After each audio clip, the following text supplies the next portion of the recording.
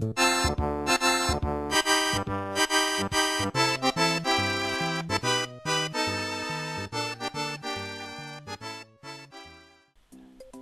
everyone and welcome back to Let's Play Super Mario World. In the last part we beat the Force of Illusion's castle and started off Cookie Island. And in this part we're going to finish off the entire world actually. And move on to the next one.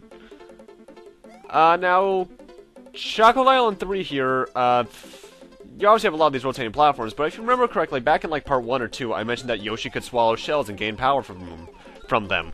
Once by swallowing a blue shell, he becomes a flying Yoshi, which hovers up just by holding the button instead of even holding the pressing the button rhythmically. And it's completely broken, especially later on. I think I mentioned it before, I'm going to mention it again anyway.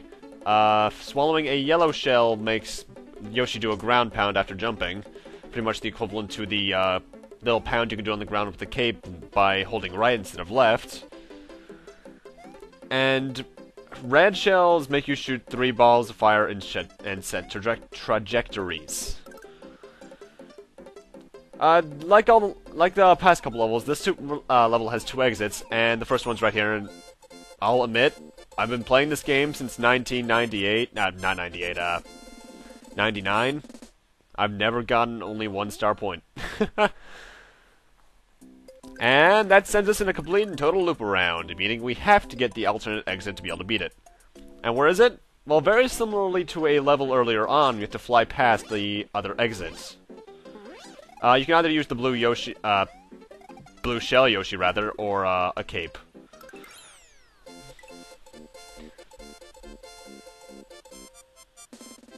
Not that hard of a level, though. There is a bit of an alternate pathway you can take, which leads you to a bunch of coins, but I decided not to show it off. And oh boy, time for my least favorite fortress level in the game. Why? Well, first off, we got the introduction of what I like to call pencils. Obviously, touching the point on them, which doesn't even look that sharp, will injure you, so don't do that. The big part of it is that you got the pencils with all these fireballs that spawn somewhat randomly. They are always at a set interval, but where they appear on screen is completely random. And that is annoying. Then again, randomness in video games when it's not an RPG is just annoying. Especially if you're a speedrunner. Thankfully, I am not, unless it's a certain Metroid game or certain other games. Ooh.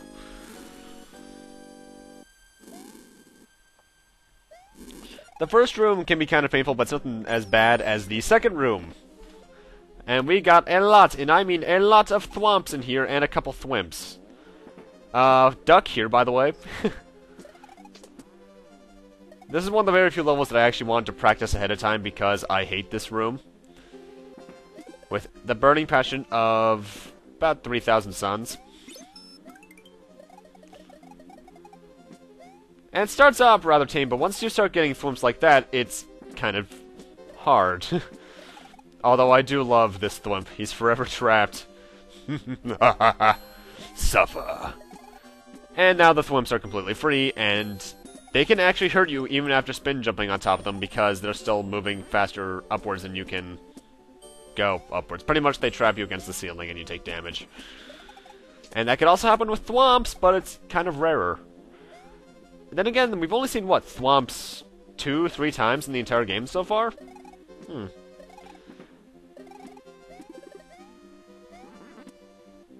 Also, I should mention, any lava or doors you see in this, or doors that aren't to the Koopaling themselves in this area, aside from the stuff below us right now, is actually chocolate. All the lava is brown aside from the stuff below us, and the door to Reznor himself was brown. Nice little detail there. Though if you're a certain person, it's a kind of water of death. You guys probably know who I'm talking about. I hope you would. He's one of the best Let's Players here on YouTube. And Shackled Island 4, an underground level that is rather difficult at times. And then, proof of concept, the lava is brown down there. The big gimmick with this level is these diagonal platforms. They'll move kind of like conveyors, and they'll always go between 2 set points. It doesn't sound that annoying, but it can be in certain areas. If only because of one thing, and that's the fact that some of them are off-screen, and you might not have the timing down. Also, that platform is a bit annoying.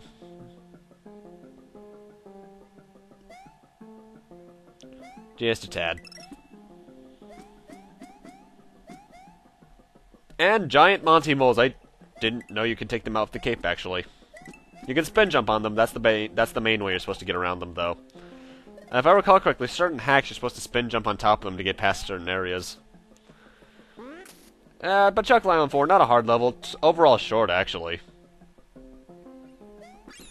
And I got exactly the amount of star points needed to not get a bonus game. Mind you, I don't need the bonus game because I have 99 lives, but still. It's annoying.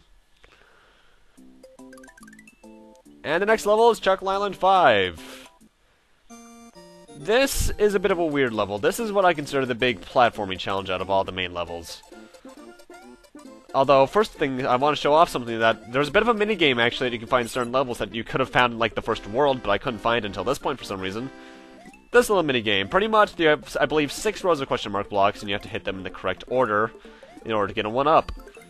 And I'll admit, this is the most in a row I've ever gotten without using a save state. Because whenever I'm playing this game casually, I do have a save state button on just in case. So, yeah, I'm glad I did that. Mind you, this game is overall rather easy, certain levels aside, so I don't need the save state often, but for when I do, oh boy, it comes in handy. And I hate it when the platforms go vertical, by the way. That is rather annoying.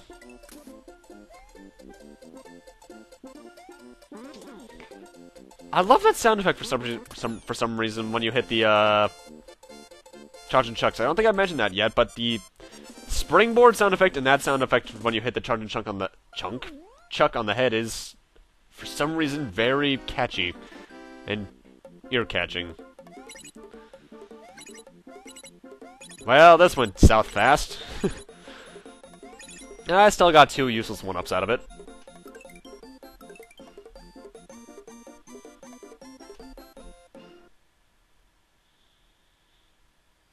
And now we're directly led to Wendys Castle. By the way, I should mention at this point, when you're on the world map, you can actually press start to actually look around the entire map. And I hate this castle for this reason and this reason alone. These things! I forget if they have a name. I've always just called them either spires or drills in certain games. Unless they look like certain purple-studded objects of sexual use in Mario Wii. And they are rather sudden in this game. In fact, I'll admit, these things can actually kind of scare me. Because, unlike certain other games, these things just go right out. They don't have much of a setup, a little period. Like in Mario Wii, they make a little sound when they're about to go. These ones don't.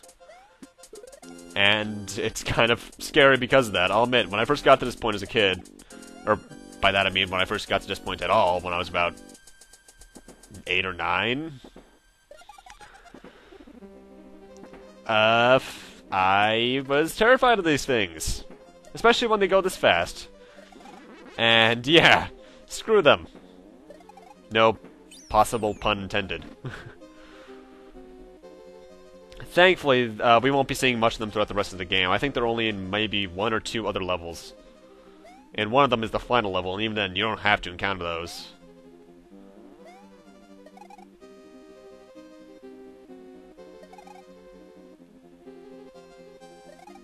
And actually, we got new enemies here. Sparks, I think they're called.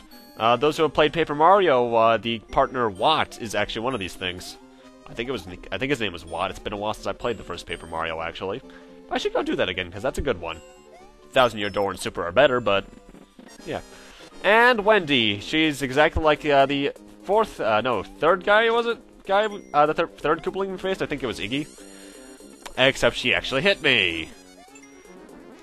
Thankfully, she's nowhere near as sporadically difficult as she was in Mario 3, because the Koopalings in that game were all over the place in terms of difficulty. Wendy especially was very ill-placed.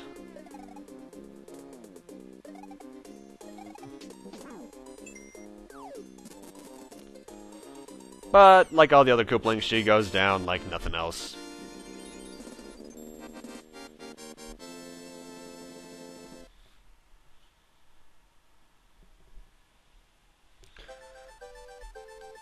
I'll admit, this is one of my favorites.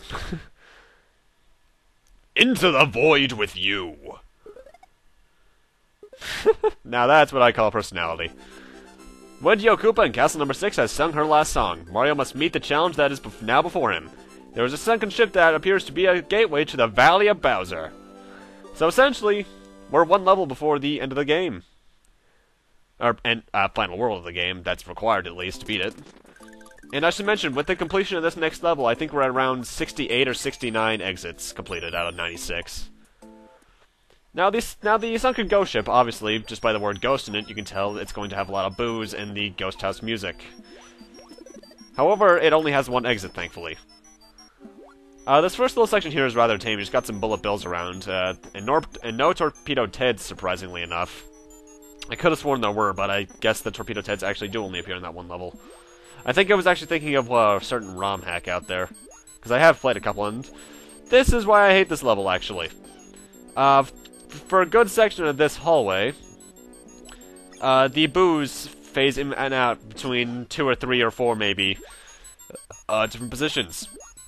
And it's either set positions or random. I've never been able to actually decipher which one it is, because I play this game not often enough to really notice a pattern. Either way, it's annoying. If you have Yoshi, it's good, because then you can have another hit that you can get again and again and again.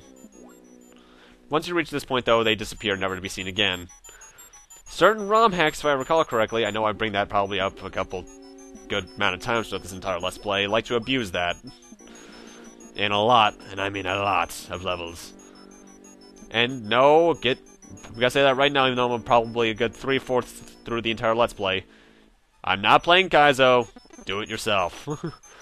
Although I might do Brutal Mario World. That's actually a ROM hack that has a good amount of challenge to it. Anyway, now we have this room here. You're constantly falling down through this entire big tunnel. And every single dragon coin on the level is in this room. Like that.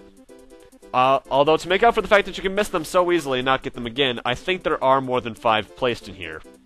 I don't know. It's been forever since I 100% of the Game Boy Advance version, so I'm not too sure on that.